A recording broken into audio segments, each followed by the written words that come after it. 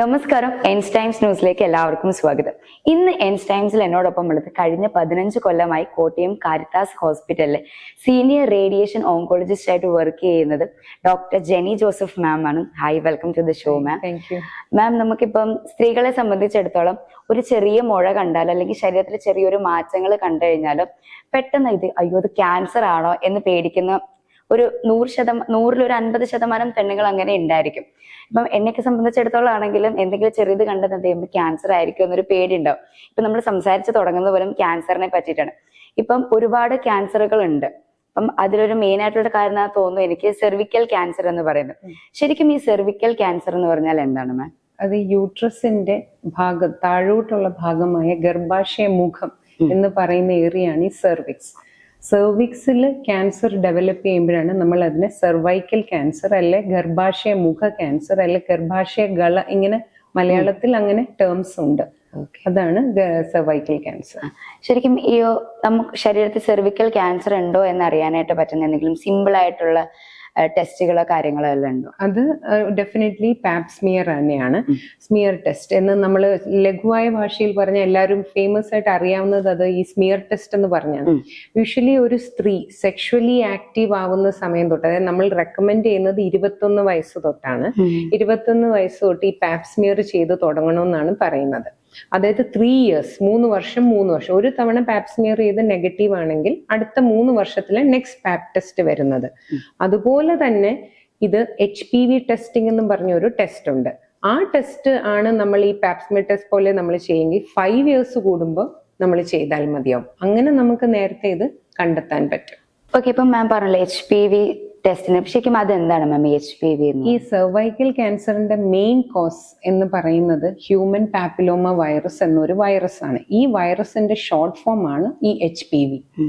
ഈ വൈറസ് ആണ് 90% cervical cancer ഉണ്ടാക്കുന്നത്. ഓക്കെ മാം, ഈ സെർവിക്കൽ ക്യാൻസറിന്റെ ഒരു സ്ത്രീ ശ്രദ്ധിക്കേണ്ട ആദ്യത്തെ ലക്ഷണങ്ങൾ എന്തൊക്കെയാ? ഇപ്പൊ ക്യാൻസർ ആണെന്ന് അറിഞ്ഞോന്ന് വെച്ചപ്പോ ആദ്യമേ ഒരു സ്ത്രീ നോക്കേണ്ട കാര്യങ്ങൾ എന്തൊക്കെയാ? ശരിക്കും പറഞ്ഞു കഴിഞ്ഞാൽ ഈ സെർവൈക്കൽ ക്യാൻസർ കുറച്ചുകൂടെ സൈലന്റ് ടൈപ്പാണ്. യൂഷ്വലി അത് വർഷങ്ങളോളം ഈ HPV വൈറസ് സെർവിക്സിന്റെ ഇരുന്ന് ചേഞ്ചസ് വരുത്തൊന്നും ശരിക്കും പറഞ്ഞാൽ ഒരു സ്ത്രീ അറിയുന്നില്ല. അതിനൊരു സിംറ്റംസും ഇല്ല ശരിക്കും പറഞ്ഞാൽ. അതുകൊണ്ടാണ് ഈ പാപ് ടെസ്റ്റ് സെക്ഷുവലി ആക്റ്റീവ് ആകുമ്പോൾ തൊട്ട് ചെയ്യണമെന്ന് പറഞ്ഞ്. ആക്ച്വലി വൈറസ് ഉണ്ടാക്കുന്ന ചേഞ്ചസ് സിംറ്റംസിനെക്കാട്ടിലും കൂടുതൽ സെർവിക്സിലുള്ള ചേഞ്ചസ് ആണ്. അത് പ്രകടമാവത്തില്ല. അപ്പം എന്ത് സംഭവിക്കുന്നതെന്ന് വെച്ചാൽ നമ്മൾ പാപ് ടെസ്റ്റ് ചെയ്യുവാണെങ്കിൽ നമുക്ക് ഈ ചേഞ്ചസ് നേരത്തെ കണ്ടെത്താം. നമ്മൾ ഇത് കണ്ടെത്തുന്നില്ല. ഈ വൈറസ് ഇരുന്ന് ചേഞ്ചസ് ഉണ്ടാക്കി പതിയെ സെർവിക്സിന്റെ ആ മുഖത്ത് ചേഞ്ചസും അൾസറേഷനും വരുന്നു. അങ്ങനെ വരുമ്പോൾ തൊട്ടാണ് ഇത് പ്രോബ്ലംസ് ഉണ്ടാക്കുന്നത്. അതിൽ യൂഷ്വലി ആദ്യമായിട്ട് ഫസ്റ്റ് മെയിൻ സിംറ്റം എന്ന് പറയുന്നത് നമ്മൾ സെക്ഷുവലി ബന്ധപ്പെടുമ്പം വരുന്ന ബ്ലീഡിംഗ് ആണ് ഫസ്റ്റ് മെയിൻ സിംറ്റം ഒരു സ്ത്രീ ശ്രദ്ധിക്കുന്നത്. ചിലപ്പോൾ ബ്ലീഡിങ്ങിന്റെ ടൈം, ദാറ്റ് ഇസ് പീരിയഡ്സിന്റെ സമയത്ത് അമിതമായി ബ്ലീഡിങ് വരിക, പീരിയഡ്സ് നിന്നതിന് ശേഷവും പിന്നെയും ബ്ലീഡിങ് വരിക, ഇതൊക്കെ പിന്നെ ഉള്ള സിംറ്റംസ് ആണെങ്കിലും ഫസ്റ്റ് ആൻഡ് ഫോർമോസ്റ്റ് ഒരു സെക്ഷുവലി ആക്റ്റീവ് സ്ത്രീയിൽ ശ്രദ്ധിക്കുന്നത് ബിറ്റ്വീൻ സെക്സിൽ വരുന്ന ബ്ലീഡിംഗ് ആണ്. ആർത്തവ വിരാമം എത്തിയ സ്ത്രീകളിലാണെങ്കിൽ പീരിയഡ്സ് കഴിഞ്ഞിട്ട് വരുന്ന ബ്ലീഡിങ്, നിന്നു എന്ന് വിചാരിച്ചിട്ട് പിന്നെയും ബ്ലീഡിങ് വരിക. പിന്നെ urinary symptoms, repeatedly urinary infection വരിക, അടിവയറ് വേദന, ഇതൊക്കെ കുറച്ചുകൂടെ കഴിയുമ്പോൾ ലേറ്റർ സിംറ്റംസ് ആണ് നടുവേദന. അങ്ങനെയൊക്കെ ശരിക്കും പറഞ്ഞാൽ ഏർലി ഇതില് സെർവിക്സ് ക്വയറ്റാണ്. നമ്മൾ പാപ് ടെസ്റ്റ് വഴിയാണെങ്കിൽ നേരത്തെ കണ്ടെത്താം, സിംറ്റംസ് ഒന്നും വരുന്നതിന് മുന്നേ തന്നെ. അതിപ്പോ മാം ഈ സെർവിക്കൽ ക്യാൻസർ അങ്ങനെ ഏജ് ഡിഫറൻസ് എല്ലാം ഉണ്ട്. ഇപ്പൊ മാം പറഞ്ഞല്ലോ ഒരു സെക്സ്വലി നമ്മൾ അതാവുമ്പോഴാണ് ഈ സെക്ഷുവലി ആക്റ്റീവ് ആവുമ്പോൾ വരുന്നു എന്ന് പറയുന്നത് നമ്മുടെ ഉള്ളിൽ ഈ ക്ലോസ് സെക്ഷുവൽ കോണ്ടാക്ട് അല്ലെങ്കിൽ ക്ലോസ് ഇന്റിമേറ്റ് കോണ്ടാക്ട് വഴിയേ HPV വൈറസ് ഒരാളിൽ കയറുള്ളൂ. മനസ്സിലായോ? അപ്പൊ ഈ HPV വൈറസ് വഴിയാണല്ലോ ഇത് ഉണ്ടാവുന്നത്. അതുകൊണ്ടാണ് ഈ ഏജ് ഇങ്ങനെ പറയുന്നത്. യൂഷ്വലി ഈ HPV വൈറസ് കയറിയാൽ കഴിഞ്ഞാൽ ഞാൻ പറഞ്ഞില്ല നേരത്തെ, ഒത്തിരി നാളെടുത്ത ഈ ചേഞ്ചസ് വരുന്നത്. കാരണം 90% സ്ത്രീകളിലും ഈ HPV വൈറസ് ശരീരത്തിൽ കയറി കഴിഞ്ഞാൽ തന്നെ അങ്ങ് നമ്മുടെ ഒരു ഇമ്മ്യൂണിറ്റിയുടെ ഒരു ബലത്തിൽ അതങ്ങ് പോവും.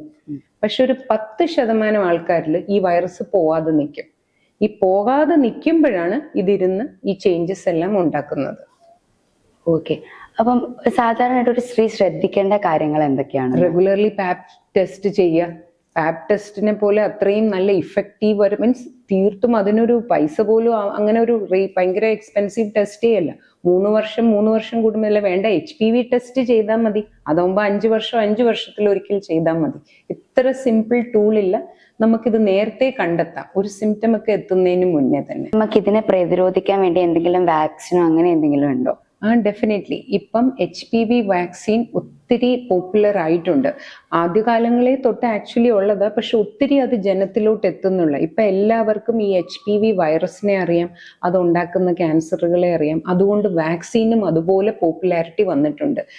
നമ്മൾ ഇപ്പം എബ്രോഡൊക്കെ വെളിയിലൊക്കെ ആണെങ്കിൽ കുട്ടികളുടെ വാക്സിനേഷൻ ഷെഡ്യൂളിൽ അത് ഇൻക്ലൂഡഡ് ആണ്. ഫ്രീ ഓഫ് നമ്മൾ പോയ ബാക്കിയുള്ള നോർമൽ വാക്സിൻസ് എടുക്കുന്ന പോലെ തന്നെ ഈ HPV വാക്സിനും എടുക്കും.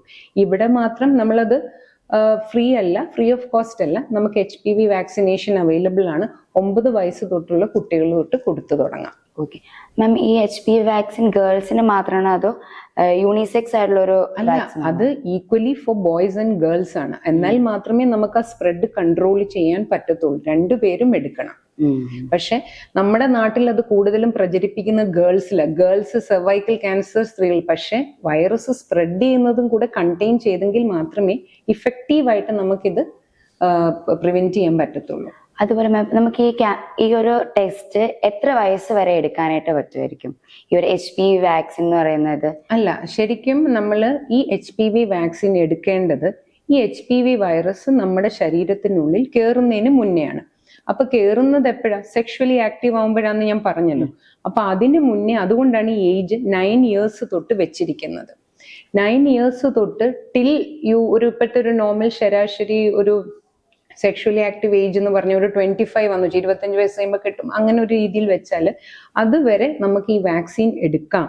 പക്ഷെ അത് കഴിഞ്ഞും എടുക്കാം എന്നുള്ളതാണ്. ഇപ്പൊ ഫോർ എക്സാമ്പിൾ, ഒരു കല്യാണം കഴിച്ച പെൺകുട്ടിയിൽ ഇന്ന HPV സ്ട്രെയിൻ തന്നെ കയറണമെന്ന് നിർബന്ധമില്ല.